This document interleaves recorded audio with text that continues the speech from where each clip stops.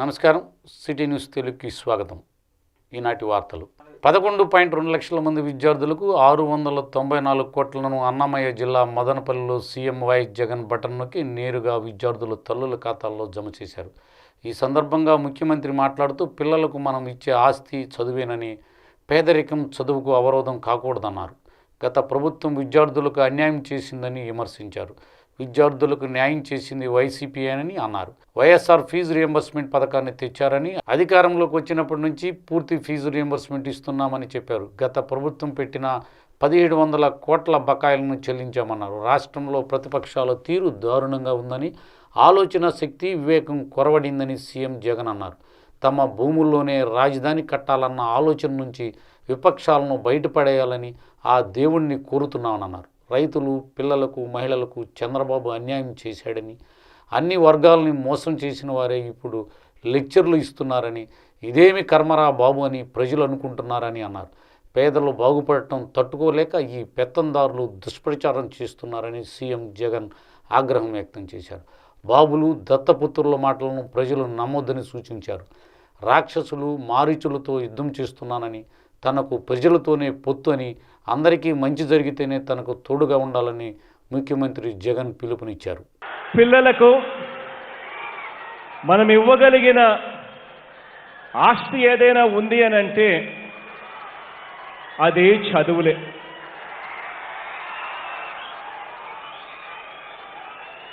ఆ కుటుంబాలు పేదరికం నుంచి బయటికి రావాలన్నా, ఆ కుటుంబాల తలరాతలు మారాలన్నా అది సాధ్యమయ్యేది ఎప్పుడు అనంటే చదువు అనే అస్త్రం ఆ పిల్లల చేతుల్లోకి వచ్చినప్పుడే.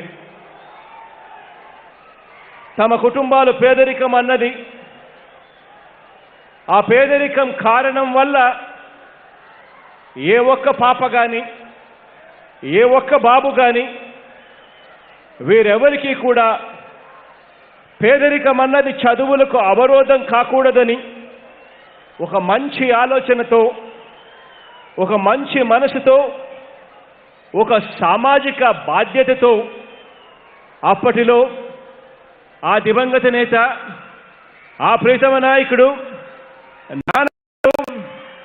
ఆ దివంగత నేత, ఆ ప్రీతమ నాయకుడు రాజశేఖర రెడ్డి గారు అప్పటిలో మొట్టమొదటిసారిగా దేశంలో ఎక్కడా కూడా కని విని ఎరగని విధంగా పూర్తి ఫీజు రీయింబర్స్మెంట్ పథకాన్ని తీసుకొచ్చి ప్రతి పేదవాడి జీవిత చరిత్ర కూడా మార్చాలి అని తపన పడ్డాడు ఆ దివంగత నేత, ప్రీతమ నాయకుడు రాజశేఖర రెడ్డి గారు అప్పట్లో. అయితే అలాంటి ఆ గొప్ప పథకాన్ని ఆ తర్వాత వచ్చిన ప్రభుత్వాలన్నీ కూడా నీరుగారుస్తూ వచ్చాయి. చివరికి అరకొరగానే ఫీజులు ఇస్తూ అవి కూడా సంవత్సరాలు. భారత ప్రభుత్వ దూర సంచార మంత్రాలయ శాఖ అదనపు కార్యదర్శి శ్రీ విఎల్ కాంతారావు ఆంధ్రప్రదేశ్ పర్యటనలో భాగంగా తిరుపతిలో పర్యటించారు. డిసెంబర్ 1, 2 తేదీల్లో విజయవాడ మరియు విశాఖపట్నాల్లో పర్యటించనున్నారు. ఈ పర్యటనలో వారు భారత ప్రభుత్వం తోడ్పాటుతో పాటు రాష్ట్ర వ్యాప్తంగా అమలవుతున్న 4G సేవల ఏర్పాటులో జరుగుతున్న పురోగతిని సమీక్షించనున్నారు. గ్రామీణ పంచాయతీల్లో బ్రాడ్బ్యాండ్ సేవలు అందించే భారత్ నెట్ అమలులో పురోగతిని స్వయంగా సమీక్ష చేయనున్నారు. ఈ పర్యటనలో BBNL CGM Ravikumar, APSFL MD Madhusudan Reddy మరియు ED Somashekar Reddy, BBNL project associate staff పాల్గొన్నారు. విద్యా, వైద్య రంగాలపై వైఎస్ జగన్మోహన్ రెడ్డి ప్రత్యేక దృష్టి కేటాయించారని గుంటూరు జిల్లా కలెక్టర్ ఎం వేణుగోపాల్ రెడ్డి అన్నారు. బుధవారం కలెక్టరేట్ SR శంకరన్ సమావేశ మందిరంలో జగనన్న విద్యా దీవెన కార్యక్రమంలో ఆయన మాట్లాడుతూ, ఉన్నత విద్యకు ప్రోత్సాహంగా జగనన్న విద్యా దీవెన పథకాన్ని ప్రవేశపెట్టడం జరిగిందని అన్నారు. రాష్ట్రంలో ప్రతి బిడ్డ చదువుకోవాలని, పేదరికం ఉన్నత చదువుకు అడ్డు కాకూడదని సమున్నత ఆశయంతో ఫీజు రీయింబర్స్మెంట్ వసతి దీవెన పథకం ద్వారా విద్యార్థులకు భోజన వసతి ఖర్చులు, ఆర్థిక సహాయాన్ని అందిస్తున్నారని అన్నారు. నేడు 4వ త్రైమాసికం జూలై, సెప్టెంబర్ 2022 నిధులను విడుదలలో భాగంగా 11.2 లక్షల మంది విద్యార్థులకు లబ్ధి చేకూరుస్తూ 694 కోట్లు విడుదల చేశారని అన్నారు. ఆంధ్రప్రదేశ్ ముఖ్యమంత్రి వైఎస్ జగన్మోహన్ రెడ్డికి మంచి పేరు తేవాలని కోరారు. ఈ కార్యక్రమంలో ఎమ్మెల్సీ డొక్కా మాణిక్యవర ప్రసాద్, ఎమ్మెల్యేలు Mohammed Mustafa, Maddali Giridhar Rao, BC corporation chairman Purushottam, Balija corporation chairman Kola Bhavani, నగర మహిళా నాయకురాలు ఝాన్సీ, రాష్ట్ర గ్రంథాలయ సంస్థల చైర్మన్ శాశ్కిర్రావు, గుంటూరు జిల్లా గ్రంథాలయ సంస్థ చైర్మన్ బొత్తుల దేవానంద్, ముంతాజ్ తదితరులు పాల్గొన్నారు. వచ్చి మీ పేరు, మీ కోర్సు,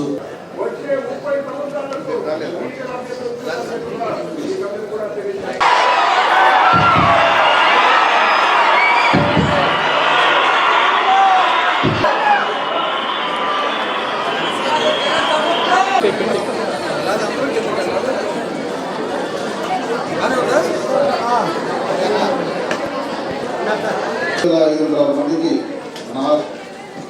8,240 మందికి implementation from the hands of our Chief Minister Sri Y. Jagannath Reddy Garu. I am one of the beneficiary of this scheme from the batches 2019 to till now.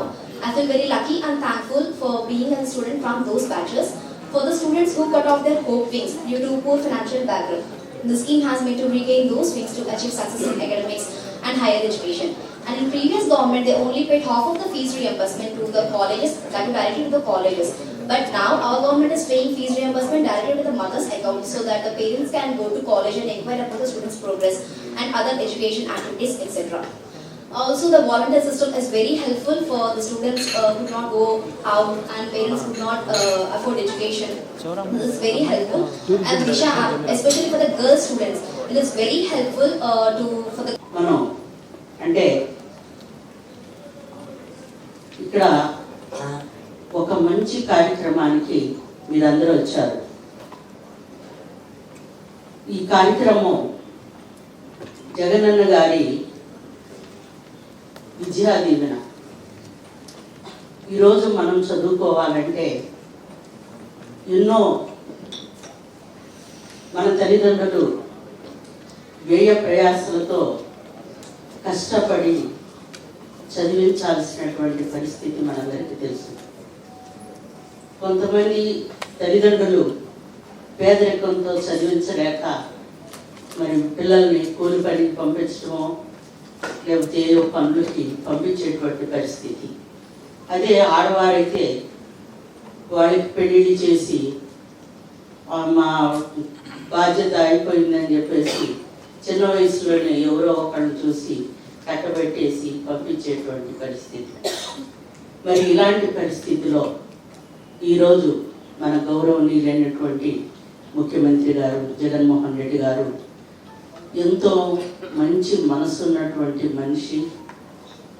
ముఖ్యంగా విద్యకి ఆయన ఎంత ప్రాధాన్యత ఇస్తున్నారంటే ప్రతి ఒక్కరు కూడా, ముఖ్యంగా పేదరికంలో ఉన్నటువంటి పేద కులంలో ఉన్నటువంటి విద్యార్థుల్ని చదివించి వారిని కూడా మంచి ఉన్నత స్థితిలోకి తేవాలన్నటువంటి ఆలోచనతో ప్రతి ఒక్కరు కూడా చదువుకొని ఉన్నత విద్యని అభ్యసించాలన్నటువంటి శ్రీ వైఎస్ జగన్మోహన్ రెడ్డి గారు బలంగా నమ్మేటటువంటి రంగం ఏంటి అంటే విద్యారంగం. కేవలం విద్య ద్వారా మాత్రమే మన కుటుంబాలు, మన గ్రామాలు, మన జిల్లాలు, మన రాష్ట్రం ముఖ్యంగా అభివృద్ధి చెందుతుంది. కేవలం విద్య దానికి ప్రధానమైనటువంటి అంశంగా భావించి విప్లవాత్మకమైనటువంటి అనేక సబ్జెక్టుకి శ్రీకారం చుట్టడం జరిగింది.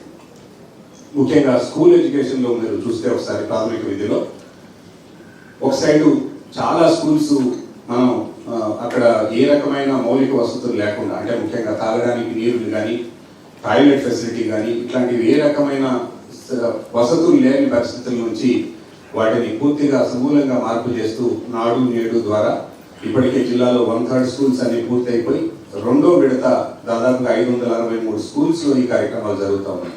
అవి కూడాను వారం వారం సమీక్షించుకుంటూ చాలా స్పీడ్గా ఈ కార్యక్రమాలు జరుగుతూ ఉన్నాయి. దాంతో పిల్లలందరికీ మెరుగైన వసతులు ఇచ్చి స్కూల్లో ఆ వాతావరణం అంతా కూడా పూర్తిగా మార్పు చేసి ఆట విడుపుతో సహా అన్ని రకాలైన వసతులు కల్పించాలన్న ఉద్దేశంతో ఈ కార్యక్రమాలు జరుగుతూ ఉన్నాయి. దీంతో పాటు పిల్లలకి విద్యలో కూడా నాణ్యమైన క్వాలిటీ విద్య కావాలి కాబట్టి వాటిలో కరికులం మొత్తం చేంజెస్ అనేక రకాలైనటువంటి ఎక్స్పర్ట్స్ అందరితో కూర్చొని ఆ చేంజెస్ కూడా శ్రీకారం చుట్టడం జరిగింది. 8th క్లాస్ అండ్ అబోవ్ అయితే మీకు ట్యాబ్స్ ఇస్తున్నారు. దాని ద్వారా అంటే ఇప్పుడు గౌరవ ఎమ్మెల్సీ గారు చెప్పినట్టు వాటిని వేరే రకంగా మీరు యూజ్ చేయకండి, కాలక్షేపాలకు యూజ్ చేయకండి. సో వాటిని మీకు ఆ సబ్జెక్ట్ కంటెంట్ అంతా పెట్టి బైజూస్తో కూడా ఒప్పందం కుదుర్చుకొని ఇచ్చిన పరిస్థితి ఉంది. ఇది స్కూల్ ఎడ్యుకేషన్లో వీటితో పాటుగా చాలామంది పిల్లలకి నాణ్యమైన ఫుడ్ ఉండట్లేదు. సో అని భావించి జగనన్న గోరుముద్ద రూపంలో ఈ మధ్యన మెనూ కూడా మార్చి మళ్ళీ ఇవ్వడం జరిగింది. ఎప్పటికప్పుడు స్వయంగా రాష్ట్ర ముఖ్యమంత్రి వర్యులే సమీక్షించి పిల్లల గుంటూరు నగరపాలక సంస్థ సర్వసభ్య సమావేశం నగరం మేయర్ కావటి మనోహర్ నాయుడు ఆధ్వర్యంలో బుధవారం గుంటూరు కలెక్టరేట్లో ఎస్ఆర్ శంకరన్ మినీ సమావేశ మందిరం నందు నిర్వహించడం జరిగింది. ఈ సమావేశానికి నగర కమిషనర్ చేకూరి కీర్తి, ఎమ్మెల్యేలు షేక్ ముస్తఫా, మద్దాళి గిరిధర్రావు, డిప్యూటీ మేయర్లు వనమా బాలవజ్రబాబు, షేక్ సజ్జల మరియు వివిధ డివిజన్ల కార్పొరేటర్లు హాజరయ్యారు. గుంటూరు నగర అభివృద్ధిలో భాగంగా ట్రాఫిక్ సమస్యలు నిర్మించడానికి రోడ్ల విస్తరణ గురించి చర్చించారు. స్థానికంగా రోడ్లు మరామతులు, నూతన రోడ్ల నిర్మాణం, డ్రైనేజీ నిర్మాణం, వీధి దీపాల ఏర్పాట్లు మరియు పారిశుధ్యంపై చర్చించారు. సమస్యలను త్వరితగతిన పరిష్కరించాలని అధికారులు సూచించారు. ఏదన్నా జారి కింద పడితే పరిస్థితి అర్థం చేసుకోండి అని చెప్పిన పరిస్థితి అధ్యక్ష. అది కార్పొరేటర్ గారికో లేదా మాకో చెప్పాలనే ఉద్దేశంతో 1 week 10 days కోడ్లు వచ్చిన దశ కుర్రోడిని వాడు ఎస్సీ కుర్రోడు అవ్వచ్చు, ఏ కమ్యూనిటీ అనేది కాదు అధ్యక్ష. వాడు పనిచేస్తున్నాడా లేదనేది వాడు చెప్పినందుకు అని చెప్పేసి అడిగి మాట అన్నందుకు ఏది నేను ఒక్కడే ఉన్నాను చేయలేకపోతున్నాను నాకు తోడిస్తే చేస్తాను అన్నందుకు వాడిని 10 days కోడ్లు వచ్చిన అధ్యక్ష. వాడికి మాస్టర్ కూడా లేదు. వాడు డ్యూటీకి వస్తున్నప్పుడు అడిగితే చూద్దాంలే చేద్దాంలేని నేను అప్పటికి ఏ గారు ఎందుకంటే వాడు ఉంచారు పాపం వాడితో పిల్లగల వాడు అట్లా ఉంచడం తప్పు కదా, కరెక్ట్ కాదు కదా అంటే అంటే వాళ్ళు చెప్తావా బాక్స్ నెంబర్ చెబుతారా, కార్పొరేట్ చెప్తారా మీరు అని చెప్పేసి వాళ్ళ మీద రివర్స్ అయ్యే పరిస్థితి అధ్యక్ష. దయచేసి చిన్న ఉంచారు గతం సామె చెప్తారు, ముక్కు సోడుకు వచ్చిన ముందు ఒకటే మంచివాడు సామె చెప్పినట్టు పోయిన చైతన్య గారు బెటర్ అనిపిస్తున్నాడు అధ్యక్ష ఉన్న ఏ గారు కన్నా కూడా. అలా అంటే ఏమిటంటే వీళ్ళు వివక్షిస్తారు అధ్యక్ష. పోయిసారి మా ఏ మీద పెట్టారు కదా, మా ఏ మీద పెట్టారు కదా కంప్లైంట్, మేము చేయకపోతే ఏంటంట అనే ధోరణి ఉన్నారు తప్ప ఈ పని కార్పొరేషన్ పని మన ఉద్యోగం చేయాలి అనే ధోరణి కనిపించలేదు అధ్యక్ష. దయచేసి ఏంటంటే కమిషనర్ ఉన్నారు కాబట్టి కొద్ది చర్యలు తీసుకోండి. పని ఇప్పుడు పెద్ద హైకమాండ్ డిఈలు, ఏఈలు, ఎస్సీలు ఏ టైంకి వస్తున్నారో అర్థం కావట్లేదు అధ్యక్ష. అసలు ఏం పని చేస్తున్నారో అర్థం కావట్లేదు అధ్యక్ష. విజిట్ వెళ్తే వాళ్ళు ఉండట్లేదు అధ్యక్ష. లంచ్ కి వెళ్తున్నారు, 12కి వెళ్తున్నారు, మళ్ళీ 4కి వస్తున్నారు అధ్యక్ష. ప్రజలు చాలా ఇబ్బంది పడుతున్నారు అధ్యక్ష. సచివాలయానికి వచ్చి తిరిగి వెళ్తున్నారు అధ్యక్ష. ఒకసారి డీసీ గారిని విజిట్ చేయమని మేము మరి కౌన్సిల్ లో కోరుతున్నాం అధ్యక్ష, కానీ ఇంతవరకు విజిట్ చేయలేదు అధ్యక్ష.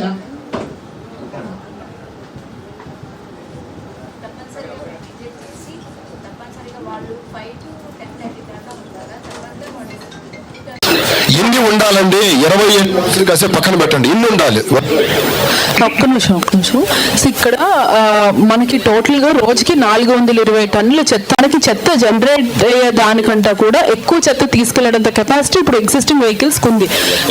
దానికి పరంగా ఇక్కడ ఇప్పుడు మీరు రేస్ చేసిన కొన్ని ఇష్యూస్ ఏంటంటే మీ ఏరియాలో ముందే ఉన్నది తీసేసామంటున్నారు. ఎక్కడైతే కాంపాక్టర్ ఇచ్చారో కాంపాక్టర్ ఒకవేళ చిన్న వీధులు ఉంటే మనం కాంపాక్టర్ ఇవ్వకూడదు కూడా. సో అట్లాంటివి ఏమంటే డెఫినెట్ గా మేము అక్కడ ఎక్స్ట్రా ట్రాక్టర్ పెట్టి ఆ కాంపాక్టర్ పెద్ద ఏరియాస్ లో ఉన్న దానికి మేము అడ్జస్ట్ చేస్తాం. లేదంటే ఎక్స్టెన్షన్ ఏరియాలో కాంపాక్టర్ పెట్టుకోవచ్చు, అవన్నీ పెట్టుకుని ఇక్కడ ట్రాక్టర్స్ ని అడ్జస్ట్ చేయాలి. అంటే ఓవరాల్ గుంటూరుకి మేము యాక్షన్ ప్లాన్ చేసుకున్నప్పుడు ఏమైందంటే మనకి వెహికల్ కెపాసిటీ సరిపోయింది. కాకపోతే ఇప్పుడు మీరు చెప్పిన ఆధారాలు లేకుండా నాపై నిందారోపణలు చేస్తున్నారని, తప్పు నిరూపిస్తే గుంటూరు నుండి వెళ్లిపోతానని ఎర్రంశెట్టి అన్నారు. స్థానిక గోరంట్ల ఎర్రంశెట్టి వేణుగోపాల్ కార్యాలయం నందు ఏర్పాటు చేసిన మీడియా సమావేశంలో ఆయన మాట్లాడుతూ వెంకటేశ్వర స్వామి గుడి కింద గోరంట్ల రామాలయం ఉన్నదని, ప్రభుత్వం వారు రాముల వారి గుడి కింద సంబంధించి 92 సెంట్ల స్థలంను వెంకటేశ్వర స్వామి గుడికి అప్పగించారని తెలిపారు. అప్పటి నుండి రామాలయంలో పూజారిని పెట్టి నెలకు 10,000 జీతం, కరెంటు బిల్లు, ఇతర ఖర్చులు కలిపి మొత్తం నెలకు దగ్గరగా 25,000 రూపాయల వరకు ఖర్చు అవుతుందని, రాముల వారి గుడి నుండి మాకు ఒక్క రూపాయి కూడా ఆదాయం రాదు అని అన్నారు. గోరంట్ల గ్రామానికి చెందిన జల్లేపల్లి రామకృష్ణ మరియు విజయ్ అనేవారు దేవాలయానికి సంబంధించిన స్థలంపై లేనిపోని దుష్ప్రచారం చేస్తున్నారని అన్నారు. అది ఎండోమెంట్ స్థలమని, అమ్మే హక్కు ఎవరికి లేదని, నేను అమ్మానని ఆధారాలతో నిరూపించాలని అన్నారు. నా కష్టార్జితంతో ఇప్పటి వరకు 9 గుడులు కట్టించానని అన్నారు. కేవలం నన్ను బదలాం చేద్దామనే ఉద్దేశంతో నాపై అబండాలు మోపారని, ఈ విషయంలో నాకు చాలా బాధ వేసిందని అన్నారు. దేవాదాయ శాఖ అధికారులు కూడా వచ్చి ఎంక్వైరీ చేశారని తెలిపారు. నేను ఈ రోజు వరకు జీవితంలో గుళ్ళ నుండి ఒక్క రూపాయి కూడా ఆశించకుండా దైవ సేవ చేసుకుంటూ పేదవారికి నాకు తోచిన సహాయ సహకారాలు అందిస్తున్నానని, గుడులను అభివృద్ధి చేసుకుంటున్నానని వాట్సాప్ గ్రూపుల్లో నాపై లేనిపోని నిందారోపణలు చేస్తూ వాళ్ళు నన్ను 50 లక్షలు ఇవ్వమని డిమాండ్ చేస్తున్నారని తెలియజేశారు. అందరికీ నమస్కారం. ఈరోజు పొద్దున్నే మాకు వెంకటేశ్వర స్వామి గుడి టెంపుల్ కట్టామని ఫస్ట్ నుంచి. వెంకటేశ్వర టెంపుల్ కింద మా ఊళ్ళో గోరంట్లో రామాలయం ఉంది. అది ఎప్పుడు కూడా పాడుపడే ఉండేది. గవర్నమెంట్ వాళ్ళు మాకు వెంకటేశ్వర స్వామి టెంపుల్కి ఆ రామాలయం గుడి, ఆ రాముల వారి గుడికి ఒక 92 సెంట్లు పొలం ఉంది.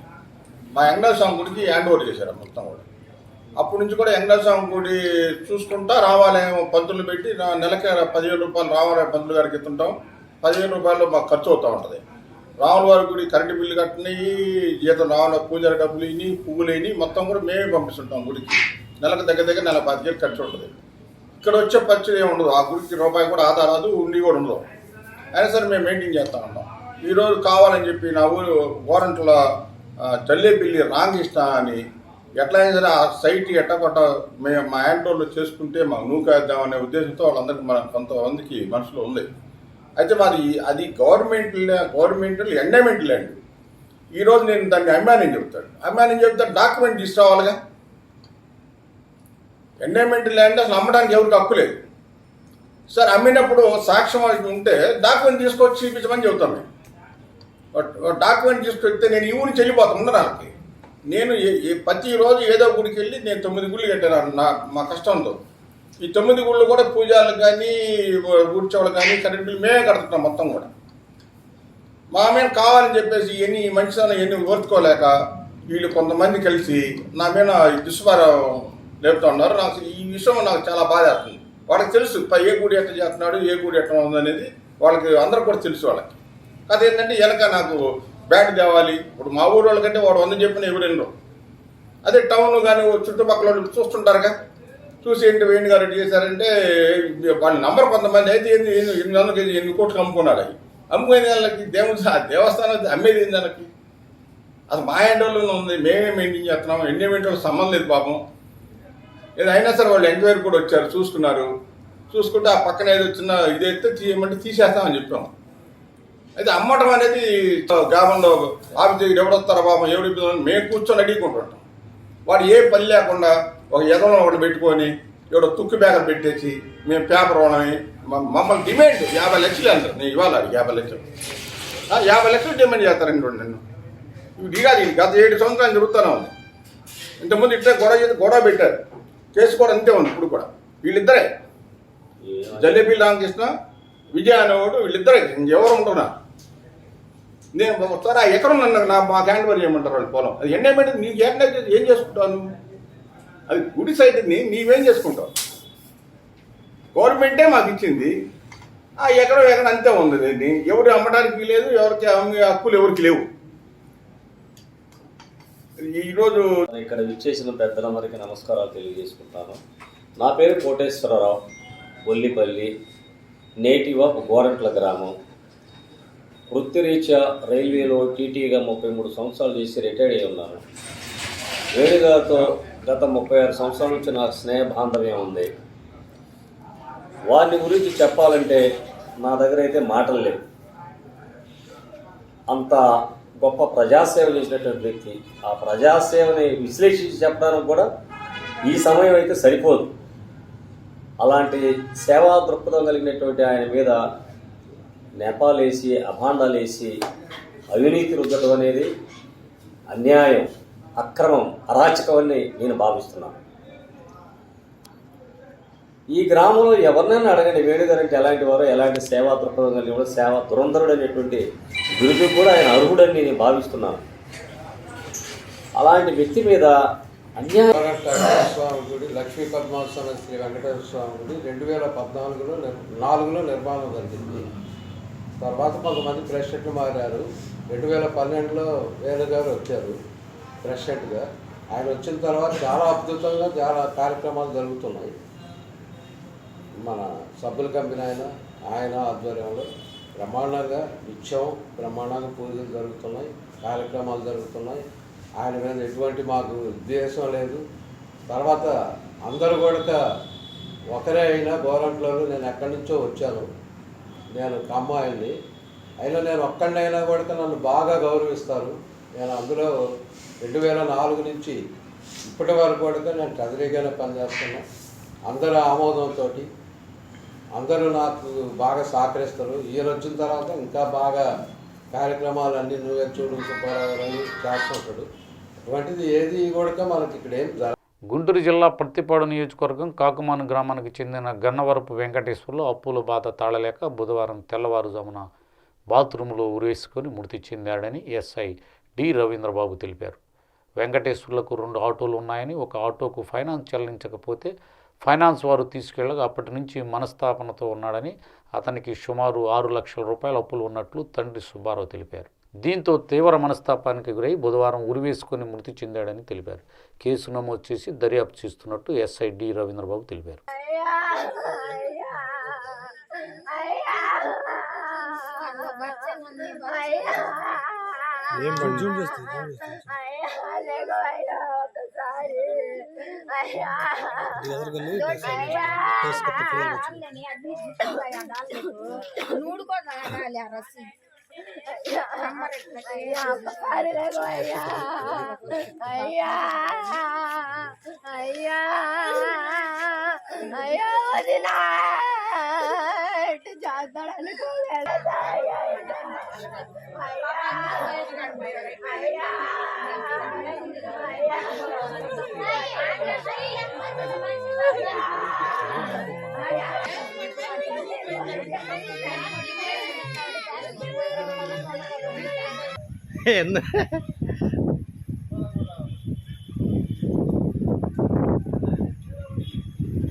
బీసీ కాలనీలో గన్నవరపు వెంకటేశ్వర్లు వయసు 27, క్యాస్ట్ కుమ్మరి. అయితే వాళ్ళ నాన్నగారు ఇచ్చిన స్టేట్మెంట్ ప్రకారం వాళ్ళ యొక్క కొడుక్కి 6 లక్షలు సుమారు అప్పు ఉన్నట్టు, అయితే అది ఎప్పటి నుంచో బాధపడుతున్నట్టు. అయితే నిన్న మధ్యాహ్నం ఏదో ఆటో ఫైనాన్స్ వాళ్ళకి 2 ఆటోలు ఉంటే ఒక ఆటో ఫైనాన్స్ కిస్తీ కట్టకపోతే తీసుకెళ్ళారని, అయితే ఈ అప్పులు ఇంక ఇతన్ని కట్టలేరని అతను మనస్తాపం చెంది అతనికి అందరే ఇంట్లో బాత్రూంలో ఉరేసుకున్నట్టు వాళ్ళ నాన్న ఇచ్చిన రిపోర్ట్ మీద కేసు రిజిస్టర్ చేసి ఈరోజు ఇంక్వెస్ట్ పిఎం కండక్ట్ చేస్తున్నాం. తదుపరి దర్యాప్తు ముందుకెళ్ళి క్లోజ్ చేస్తాం. దేవాదాయ భూమి అన్యాక్రాంతమవుతుందని జల్లేపల్లి రామకృష్ణ అన్నారు. గుంటూరు రూరల్ మండలం గోరంట్ల గ్రామంలో సీతారాముల వారి భూములు అక్రమ రిజిస్ట్రేషన్కు దురాక్రమణకు సంబంధించి బుధవారం మీడియా సమావేశం ఏర్పాటు చేశారు. సమావేశంలో జల్లేపల్లి రామకృష్ణ మాట్లాడుతూ ప్రజలకు చెందిన సీతారాముల దేవస్థానం సర్వే నెంబర్ 53/1లో సుమారు 30 కోట్ల విలువ చేసే 93.5 సెంట్ల భూమిని ఎరంశెట్టి వేణుగోపాల్, విజయ్ మరియు సురేష్ అనే వ్యక్తులు ఆక్రమించి అందులో సుమారు 800 చదరపు గజాల విలువైన భూమిని అక్రమంగా ప్రక్క సర్వే నెంబర్ వేసి విక్రయాలు చేశారని తెలిపారు. దేవుడికి చెందిన కోట్ల రూపాయల భూమిని అన్యాక్రాంతం చేశారని నెలన్నర క్రితం దేవాదాయ ధర్మాదాయ శాఖ అసిస్టెంట్ కమిషనర్కి ఫిర్యాదు చేసినప్పటికీ ఇప్పటి వరకు స్పందించలేదని అన్నారు. వెంటనే దేవాదాయ ధర్మాదాయ శాఖ వారు ఎర్రంశెట్టి వేణుగోపాల్ వారి కుమారులపై కఠినమైన చర్యలు తీసుకోవాలని కోరారు.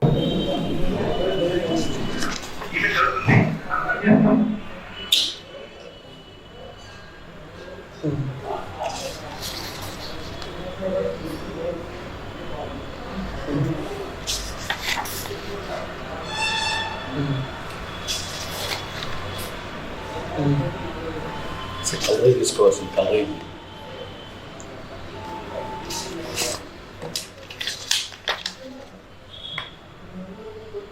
నా పేరు రామకృష్ణ. నిన్న గోరంట్లో దేవాదాయ భూమి తాలూకా జరిగిన గొడవ తాలూకు ప్రెస్ మీట్ పెట్టడం జరిగింది. నిన్న జరిగిన ప్రెస్ మీట్లో ఎర్రంశెట్టి వేణుగోపాల్ మా మీద మోపించిన అభియోగానికి మేము ప్రూఫ్తో సహా ఈరోజు మీ ముందుకు రావడం జరుగుతుంది. అతను నేను ఎక్కడా కూడా అవినీతికి ఆరోపణలు నా మీద ఏమి లేవు, చూపిస్తే నేను ఊరోజులు వెళ్ళిపోతానన్నారు. వాటికి సంబంధించిన ప్రతి ప్రూఫ్ ఈరోజు మీకు పాత్రికేయ మిత్రులకు అందజేయడం జరుగుతుంది. గోరంట్లో అతను 9 గుడులు కట్టాను అంటున్నాడు. అతను కట్టిన గుడులు కాదు, జనమందరూ చందాలు ఇస్తే ఆ చందాలతో గుడి కట్టారు. గుడి కట్టిన క్రమంలో ప్రతి గుడిలో చుట్టుపక్కల చందాదారుల వివరాలు ఉన్నాయి.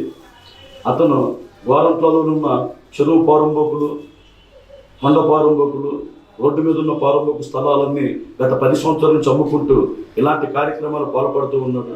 ప్రతి నెల వెంకటేశ్వర స్వామి గుడిలో వచ్చే గుండి కూడా తీసుకుంటూ రామాలయానికి సంబంధించిన 53 సర్వే నెంబర్లో 92.5 సెంటుల తాలూకు ఆక్రమించుకుని గత 10 సంవత్సరాలుగా దాని మీద వచ్చే ఆదాత అతనే తింటున్నాడు.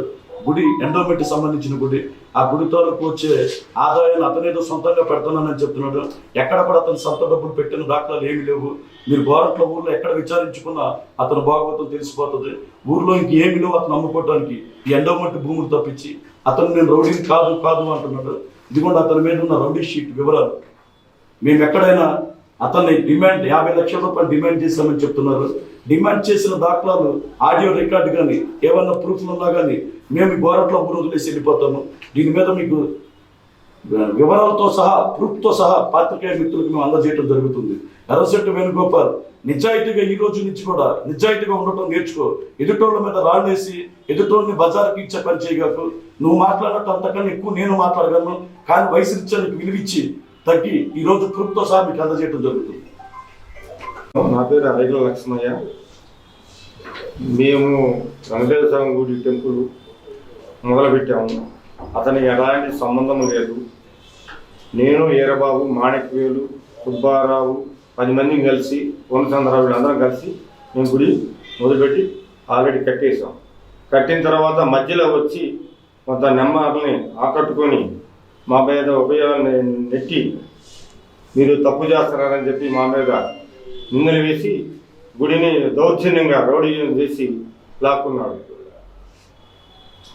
దానికి నేను అంతకుముందు ఎండోమెంట్ వాళ్ళ దగ్గరికి వెళ్ళాను. దేవాదాయ కమిషనర్ ప్రిన్సిపల్ సెక్రటరీ గారి దగ్గర లెటర్ పెట్టాను హైదరాబాదు. సెక్రటరీ గారు చెప్పారు, ప్రిన్సిపల్ సెక్రటరీ గారు మీరు తప్పు చేస్తున్నారు, మీరు ఇక్కడే తప్పు చేస్తే 5 నిమిషాల్లో నిన్ను ఎర్రచెట్టి వేణుగోపాల్ని మాణిక్యవేలు గారిని ఇద్దరిని ఇక్కడే అరెస్ట్ చేస్తారని చెప్పి వాళ్ళ ముందే వాళ్ళు ప్రిన్సిపల్ సెక్రటరీ గారు చెప్పారు. దాని గురించి మా మీద బెదిరిస్తున్నాడు. నెలకు వచ్చేసి 2 లక్షలు సుమారు వసూలు అవుతుంది. కొబ్బరికాయలు, కొబ్బరి చెప్పులు సుమారు వచ్చి రసీదులు లేవు. ఏమి వచ్చిన డబ్బులను బ్యాంకులు వేయలేదు. సందాలు రసీదులు లేవు. బంగారం ఎంత ఉన్నదో రసీదులతో సహా మా దగ్గర రికార్డు ఉన్నది. బంగారం మార్చేశారంట మొత్తము. బ్యాంకులో లాకర్ తాళం నా దగ్గర ఉంది. లాకర్ ఓపెన్ చేశారు. ఆ హక్కు పూర్వకం ఉంటే తీసుకొని చూపించమన్నారు మాకు. దేవదాయ వెంకటేశ్వర స్వామి గుడి మీద హక్కు ఉంటే గుడి కట్టానని చెప్పుకున్నాడు కాబట్టి 9 గుళ్ళు కట్టాడు. 220 సంవత్సరాలు గుళ్ళు కట్టారు. రాములవారి గుడి, శివాలయం, ఆంజనేయ స్వామి గుడి, పోలేరమ్మ గుడి 200 సంవత్సరాల నుంచి గుళ్ళు కట్టాను. నేను కట్టాను. ఎక్కడి నుంచి తీసుకొచ్చి కట్టారు? నువ్వు పుట్టావు అప్పటికి. రాములవారి గుడి కట్టేటప్పుడు, ఆంజనేయ స్వామి గుడి కట్టేటప్పటికి, మరి పోలేరమ్మ గుడి కట్టేటప్పుడు నువ్వు పుట్టావా? మీ నాన్నగారు పుట్టాడా? మీ తాతగారు పుట్టాడా? 220 సంవత్సరాల నుంచి గుడి కడితే నేను కట్టాను వాళ్ళ పోస్టులు పెట్టుకుని ఇంటి ముందు, ఆఫీస్ ముందు బ్యానర్లు పెట్టుకొని దాని మీద మీరు చర్య తీసుకోవాలని చెప్పి మీ మిత్రుల ద్వారా కోరుకుంటున్నాను. పేరు గార ప్రకాశరావు, గోరట్ల మార్పల్లాది. ఈ దేవాదాయ శాఖ భూమికి సంబంధించి జల్లేపల్లి రామకృష్ణ స్పందనలో కలెక్టర్ గారు ఫిర్యాదు చేయటం, వాళ్ళు రావడం, గొడవ జరగటం. నిన్న మీరు ప్రెస్ మీట్ పెట్టి గుళ్ళు మొత్తం ఏమైనా కట్టాను, నేను రౌడీ షీటర్ని కాదు అని మాట్లాడుతున్నారు వేణుగోపాల్ గారు. మీరు రౌడీ షీటరో కాదు, మీ అంతరాత్మ తెలుసు. నీ కొడుకులు రౌడీలో కాదు, నీ అంతరాత్మ తెలుసు. ఎక్కడెక్కడ ఊళ్ళో భూములు కబ్జా చేసి, కొండలు కబ్జా చేసి, చెరువులు కబ్జా చేసి ఎంత సంపాదించావో ఊరు మొత్తం తెలుసు. నాకే పాపం తెలియదు, నీ గుళ్ళో చేస్తాను మాయమాటలు చెప్పి ఇంకెంతకాలం జనామోసం చేస్తావు. గుర్తుపెట్టుకో, ఇదైతే జనసేన పార్టీ కాదు, తెలుగుదేశం పార్టీ కాదు, ఇది పక్కా వైఎస్ఆర్ కాంగ్రెస్ పార్టీ. ఈ పార్టీలో నీకు శిక్ష తప్పదు. అవసరమైతే జగన్మోహన్ రెడ్డిని కలిసినా సరే మా ఎమ్మెల్యే గారు మేకతోటి చిత్త ద్వారా సీఎం గారిని కలిసి. కృష్ణా జిల్లా గుడివాడ మోటూరు అడ్డ రోడ్డు వద్ద బుధవారం తెలుగుదేశం పార్టీ ఆధ్వర్యంలో ఇదేమి కర్మ మన రైతన్నకి కార్యక్రమాన్ని నిర్వహించారు. తెలుగుదేశం పార్టీ నాయకులతో పాటు రైతులు రాస్తారోకో ప్రదర్శన చేశారు. ధాన్యం బస్తాకి 1800 రూపాయలు కనీస మద్దతు ధర చెల్లించాలని, ప్రభుత్వం ఆర్బీకే కేంద్రాల ద్వారా ధాన్యాన్ని కొనుగోలు చేయవద్దని నినాదాలు చేశారు. స్వామినాథన్ కమిషన్ నిబంధనలకు ప్రభుత్వం పాటించాలని కోరారు. ప్రభుత్వం ధాన్యం కొనుగోలులో 26 క్వింటాలకు మించి కొనుగోలు చేయను అంటే ఎలా అని యంత్రాల ద్వారా కోసిన ధాన్యాన్ని కొనుగోలు చేయాలని కోరారు. ఈ కార్యక్రమంలో ముళ్లపూడి రమేష్ చౌదరి, నిమ్మగడ్డ సత్యసాయి, వాసే మురళి రైతులు పాల్గొన్నారు. అందరికీ నమస్కారం. ఆరుగాలం పంట పండించిన ఈ రైతన్నపై ఈ ఆంక్షలేండి? అసలు ప్రభుత్వం విధించిన ఆంక్షలు కనీస అవగాహనతో ఏమన్నా విధిస్తున్నారా? ఈ ఆంక్షలేంటి? 26 క్వింటాల మించి ధాన్యం కొనమంటే మిగతా పండిన ధాన్యాన్ని ఎవరు కొంటారు ఒక ఎకరానికి? ఇదేం ఆంక్షలు? 17% తేమ శాతమే కొంటానని ప్రకటించడం కూడా చాలా దౌర్భాగ్యం. 17% వీళ్ళు ఆర్బీకే వాళ్ళు తేమ శాతం నిర్ణయిస్తే మిల్లర్ల దగ్గరికి ఆర్బీకే 2-3% తేమ శాతం తేడా ఉంటుంది. ఆ శాతం ఆ తేడా ఉన్న తేమ శాతానికి మిల్లర్లు డబ్బులు కడితేనే ధాన్యం దింపుకుంటున్నారు ఏ మిల్లులో అయినా. ఇవన్నీ ప్రభుత్వం కంటికి కనపడుతున్నాయో లేదో ఒక్కసారి ప్రభుత్వాలు కళ్ళు తెరిచి చూడాలి. ఇప్పటికైనా రైతాంగం మీద ఇన్ని ఆంక్షల ఇదేం కర్మ మన రైతాంగానికి? అసలు ఈ ఓటేసి ఈ ప్రభుత్వాన్ని తీసుకొచ్చినందుకు రైతాంగాన్ని రోడ్డు మీదకి తీసుకొచ్చిన ప్రభుత్వం ఈ జగన్మోహన్ రెడ్డి ప్రభుత్వం. గిట్టుబాటు ధర పేరుతో 1530 రూపాయలు ప్రకటించింది, కానీ ఏ ఒక్క రైతు కన్నా ఆ రేటు చెల్లించిన దాఖలాలు ఆంధ్రప్రదేశ్ చరిత్రలోనే ఎక్కడా లేవు. కాబట్టి రైతాంగం ఉసిరి దగ్గర ఏ ప్రభుత్వం కూడా నిలబడదు. ఇది ఖచ్చితంగా రైతులే ఈ ప్రభుత్వాన్ని కూలదీసే రోజులు ముందులోనే ఉన్నాయి. రైతాంగాన్ని ఖచ్చితంగా భరోసా ఇచ్చి ధాన్యాన్ని 2000 రూపాయల చొప్పున ధాన్యం కొనాలని కోరుతున్నాం. ఏదో పొటాష్ కట్ట వచ్చి 1800 రూపాయలు 1900 రూపాయలు తీసుకుంటున్నారు. కానీ మా 75 కిలోలు ధాన్యం కొనుగోలు మట్టికి ఆనాటి నుంచి ఇప్పుడు వరకు 1300 1200 నడుస్తుంది. ఏనాడో 2007 తుఫాను వస్తే చంద్రబాబు నాయుడు గారు కనీసం బాతు తిన్న ధాన్యాన్ని కూడా 1300 రూపాయలు కొన్నాడు. ఇవాళ రోజు పరిస్థితి, అప్పుడు కూలీలంతా రోజుకొచ్చి 300 రూపాయలు కూలీ, ఇవాళ రోజుకొచ్చి 600 రూపాయలు కూలీ. కనీసం ఇదే ధర ఇప్పుడు అట్లే కొనగలుగుతుంది, కానీ అప్పటి నుంచి ధర మటుకు పెరగల.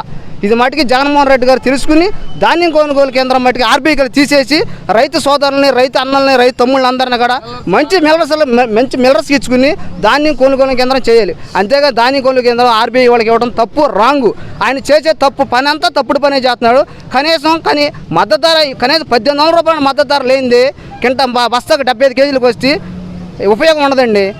ఎకరానికి 35,000 ఖర్చు అవుతుంది. అదే ఒకటి ఎకరానికి 45,000 రూపాయలు ఖర్చు అవుతుంది. ఒక ఎకరానికి వచ్చి 40,000 రూపాయలు. పల్నాడు జిల్లా పిడుగురాళ్ల శ్రీనివాస్ కాలనీకి చెందిన నల్లబోతు సీతమ్మ గతంలో స్థానికంగా ఉండే చర్చికి వెళ్లి ప్రార్థనలు చేస్తుండేది. ఇటీవల భర్త మరణించిన తర్వాత హిందూ సాంప్రదాయ పూజలు చేస్తూ జీవిస్తుంది. ఈ నేపథ్యంలో చర్చి పాస్టర్ సూచన మేరకు ఆదివారం 7 గంటలకు 70 మంది ఇంటి వద్దకు వెళ్లి హిందూ ఆచారాన్ని విడిచిపెట్టి చర్చికి రమ్మని దుర్భాషలాడి దాడికి ప్రయత్నించినట్లు ఆమె తెలిపింది. విషయాన్ని 100కు ఫోన్ చేసి ఫిర్యాదు చేయగా పోలీసులు వచ్చి తమను రక్షించారని ఈ విషయం సోషల్ మీడియాలో వార్త వైరల్ అయింది. పిడుగురాళ్ల హైందవ వానరసేన సీతమ్మకు మద్దతుగా ర్యాలీ నిర్వహించి పోలీస్ స్టేషన్ ఫిర్యాదులో దాడికి పాల్పడిన వారిని శిక్షించాలని డిమాండ్ చేశారు.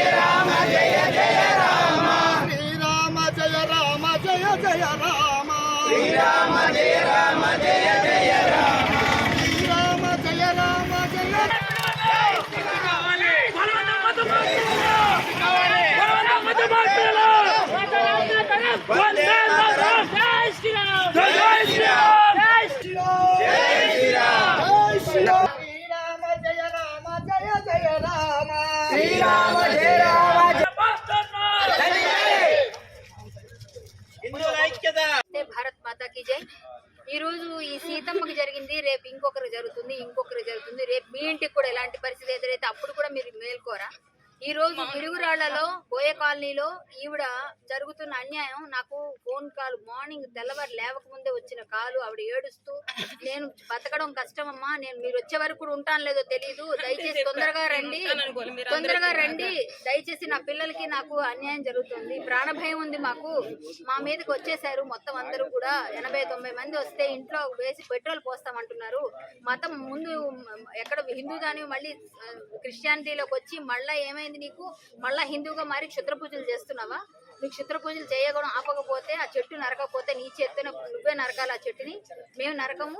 ఆ పువ్వులు ఇక్కడ పడితే మేము రోడ్డు నుంచి నడుస్తున్నప్పుడు ఇబ్బందిగా ఉంది, మాకు పాపం తగులుతుంది అని చెప్పి మాట్లాడి దేవతా వృక్షమైన పారిజాత వృక్షాన్ని నరకమని ఆవిడని ప్రవోక్ చేస్తూ అన్ని విధాలుగా ఆవిడని ఇబ్బందులకు గురి చేస్తున్న ఆ పాస్టర్ ఎవరైతే ఉన్నారో వారికి తగిన శిక్ష పడాలని హిందూ సంఘ సభ్యులందరి తరపున, మా శ్రీయాదిపట్ల శ్రీకళాపీఠం తరపున ఇలాంటివి ఎక్కడ జరిగినా సరే మేము అందరం వెళ్తాం, కలిసికట్టుగా పనిచేస్తాం.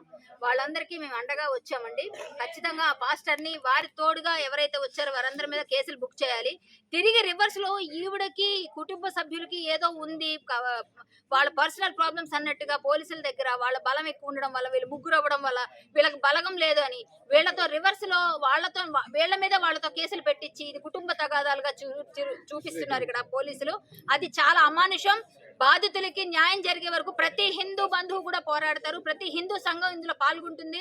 ఖచ్చితంగా వీళ్ళు చెప్తున్న నిజాన్ని, వీళ్ళు దాచాలని చూస్తున్న నిజాన్ని బయటికి తెప్పించడం కోసం మేము నిన్నటి నుంచి పోరాటం చేసాం. ప్రతి సంఘం ఈ రోజు బయటకు వచ్చింది, ఈ రోజు మొత్తం వైరల్ అయింది. ఈ సంఘటనని ఎక్కడ జరిగినా పునరావృతం కాకూడదు అంటే ఇలాంటి వాళ్ళకి. గుంటూరు జిల్లా పిడుగురాల మండలం, నేను బోయకానికి చెందిన నివాసురాలని. నా భర్త శ్రీనివాసరావు, నా పేరు నల్లబోతుల సీత, నాకు 2 కుమారులు ఉన్నారు. నేను గతంలో నా భర్త కొంచెం ఇబ్బందులు పెడుతుంటే మాట్లాడని చెప్తే నేను చర్చికి వెళ్ళాను. తర్వాత నా భర్త మారలేదు కదా, చచ్చిపోయాడు. నాకు నమ్మకం పోయింది, కోల్పోయి నేను మామూలు హిందూ అనే నేను పూజ చేసుకుంటూ బతికా. ఇప్పుడు దాకా నేను లోపల చేసుకునేదాన్ని. ఈ మధ్య కొంచెం బతుకమ్మను పెట్టి కొద్ది పారిజాత చెట్టు పూదిచ్చి దీపాలు పెట్టుకున్నా. ఈ కార్తీక మాసం దీపాల వల్లే నాకు ఇంత ప్రాబ్లం అయితే నాకు తెలియదు. కానీ నా పూజలు నేను చేసుకున్న నా పిల్లలు నన్ను బెదిరించారు. ఆ చెట్టు నరకాలన్నారు. పూజించిన చెట్టు నరకపోతే నీ పిల్లల్ని చంపేస్తావు, ఆ చెట్టు తగలబెడతావు, నిన్ను కూడా తగలబెట్టిపోతావని ఆదివారం సాయంత్రం 4:30 కాంచి 7 దాకా నా పైన ఒత్తిడి చేశారు. నేను ఇంట్లో పోయి తలుపు జాన్ నాక్సన్న చర్చి సంఘస్థులు అంటే వాళ్ళే చెప్పారు. మేము సంఘస్థులు, మాకు 1000 మంది సంఘం, ఇప్పుడు 80 మందే వచ్చాం. మా మాట వినకపోతే మేము ఇంక నిన్నేమేం చేయగలం, పెట్రోల్ పోసి నిప్పు పెడతాం. నేను నిన్నాళ్ళు ఇక్కడ ఉండించడమే మేము చేసిన పాపం. రా నీ చేయితోటే నరుకు, నేను నరకనమ్మా, నేను పూజించింది మీరు నరుక్కోండి అని చెప్పా. అరే నువ్వు వచ్చి నరుకు, రా మిమ్మల్ని వదిలిపెట్టాలంటే నువ్వు వచ్చి నరుకు. ఎందుకు పూజించింది? మీ అమ్మ ఉండాల్సిన సమాజంలో కాదు, అడవిలో ఉండాలి. చెట్లు పొట్లు మట్టి పూజించుకొని బతుకమని అక్కడ. తల్లికి భయం చెప్పుకోండి రా, కొండలు కడగటం కాదు, కసువడటం కాదు, తల్లికి సమాజంతో పాటు నడవటం నేర్పండి. ఎదుగుతున్నారు గారా అని బెదిరింపులు వచ్చినాయి. జరిగిన సంఘటన మీద పోలీసు వారికి వెళ్ళడానికి నాకు అవకాశం లేదు. జనం అయినంత బజార్ నా దగ్గర 80 మంది కనపడ్డారు, కానీ ఇంకా ఎంతమంది ఉన్నారో నాకు తెలియదు. నా పరిస్థితి అప్పుడు బాగలేదు, నేను వెళ్ళలేకపోయా. నేను ఇంట్లో పోయి తలుపులు వేసుకొని కాల్ సెంటర్కి ఫోన్ చేసి 100కి అది పని చేయాలి. ఇంకో నెంబర్ ఫోన్ చేశాను. మా ఓడికి చెప్పే చేయమని కలవట్లేదంటే మా పెద్దోడు నర్సరాపేటలో ఉండి చేశాడు. సార్ అమ్మ పరిస్థితి ఏం బాగలేదు, పెట్రోల్ చచ్చిపోతానని ఊరేసుకుంటాను అంటుంది వాళ్ళ ఒత్తిడికి. మీరు ఏదో ఒకటి వెళ్ళండి సార్ అంటే మిమ్మల్ని రమ్మనంటే అమ్మ వచ్చే పరిస్థితిలో లేదని చెప్పారు. ఎమ్మటే వాళ్ళు స్పందించి కానిస్టేబుల్ వచ్చి దారి ఇమ్మని నన్ను తీసుకొని వెళ్ళాను. నన్ను నా పిల్లగాని దగ్గర తీసుకెళ్ళాడు. అక్కడికి వెళ్ళాక ఇదంతా జరిగింది చెబుదాం అనుకున్నా, కానీ అలా చేయకూడదమ్మా, ఎక్కువ ఇది గొడవ. నువ్వు ఒక్కదాని కాబట్టి నీ మంచి కోసమే చెబుతావు. నీకు 2 కొడుకులు ఉన్నారు, వాళ్ళ భవిష్యత్తు ఉంది, నీకు ఇవన్నీ వద్దు. వాళ్ళు ఏమన్నా చేయని వాళ్ళ పాప వాళ్ళే పోతారు. నీకు నేను చెప్పినట్టు నేను ఒక మ్యాటర్ రాసి వాళ్ళకి వీళ్ళకి తరపున ఏదో ఫ్యామిలీ గొడవ లాగా రాశారు. వాళ్ళకి భయం చెబుతూ అని చెప్పారు. పిలిపించి మాట్లాడదాం, మహిళా కానిస్టేబుల్ పెడతాం, నీ జోలు రాకుండా నేను చూసుకుంటానమ్మా అని చెప్పాడు సారు. ఇంకా మేము ఇంటికి వచ్చాం, రాత్రి 12ంటికి వచ్చాం. గుళ్ళో పడుకుందామని వెళ్ళబోతే అక్కడ లేదు, ఛాన్స్ ఎవరు లేరు. 12ంటికి అక్కడ ఇక్కడ కూర్చొని గంగమ్మ తల్లి కళ్ళు గుళ్ళో కూర్చొని 12:30కి ఇంటికి వచ్చాం. అందరూ పడుకున్నాక నిన్నంతా కనకా పరమేశ్వరి గుళ్ళో ఉన్నాం. రాత్రి ఇంటికి చేరాము. ఈ లోపల మేడం స్పందించి అందరూ ఈ సార్లు మొత్తం కూడా నాకు ఫోన్, ఎవరెవరో మీరు వచ్చిన వాళ్ళు రానోళ్ళు అందరు నాకు భరోసా ఇచ్చారు. నువ్వు బాధపడ మాకమ్మ, నువ్వు చచ్చిపోవు, మాకు నీకేం కాదు, మేము ఉన్నావు, నీ స్వదాగా నువ్వు బతకొచ్చు, నీ స్వేచ్ఛగా నువ్వు ఉండొచ్చు, నువ్వు అట్లా చచ్చిపోవడం రీజన్ కాదు, నేను వాళ్ళేం చంపలేరు, నీ పిల్లలకి ఏం కాదని చెప్పారు ధైర్యం. ఈ ధైర్యం చెప్పబట్టి నేను ఇప్పుడు దాకా ధైర్యంగా నిలబడ్డా. మీరు ఎంతమంది వచ్చినందుకు ధన్యవాదాలు. వార్తల్లో చిన్న విరామం.